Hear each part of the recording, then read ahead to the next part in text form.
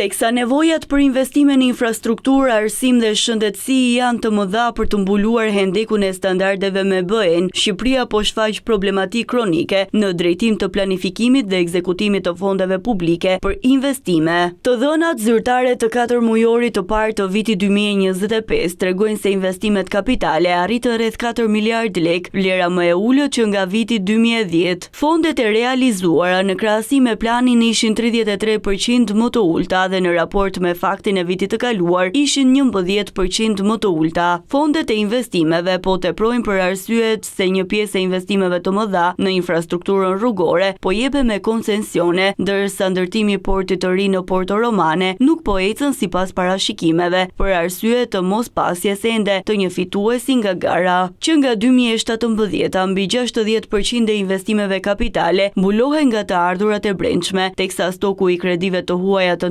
nënshkruara dhe të patërhequra kaloi te 2 miliardë eurot në 3 mujorin e parë të vitit 2025. Projektet me financim të huaj janë gjithnjë më të pakta nga 34 miliardë lekë që ishin financimet e huaja në vitin 2012. Gjatë 2023 dhe 2025 janë vetëm 4 deri në 5 miliardë lekë. Të vetmet projekte të reja që po financohen nga fondet të huaj janë Hekurudha Durrës dhe Rogozhin dhe ajo e Tiranë Durrës dhe Rinas. Ulja e madhe e investimeve kapitale me fonde buxhetore lidhet me tenderat e anuluar dhe konstatimet gjyqësore në 2 vitet e fundit. Në të njëjta praktika, por edhe më të vështira, kalojnë edhe fondet e BE-s. Të dhënat tregojnë se politika publike e investimeve vazhdon të jetë ciklike, e varur nga ngjarjet ekstreme të tilla si tërmeti dhe pandemia, më shumë se sa nga një plan vizionar afatgjatë zhvillimi. Vitet e fundit investimet buxhetore po vuajnë një ekzekutim kronik të dobët. Deri në tetor 2024 ishin realizuar vetëm 30% e shpenzimeve kapitale të planifikuara për vitin, një nën-performancë që po përsëritet çdo vit. Më shumë se gjysma e fondeve u paguan në nëntor dhe dhjetor të viteve të kaluara. Ministrit planifikojnë më shumë projekte se sa mund të nisin, teksa buxheti rishikohet disa herë me akte normative, duke e komplikuar edhe më shumë realizimin final të fondeve. Shumica e projekteve të rëndësishme nuk janë të mbështetura me studime fizibiliteti.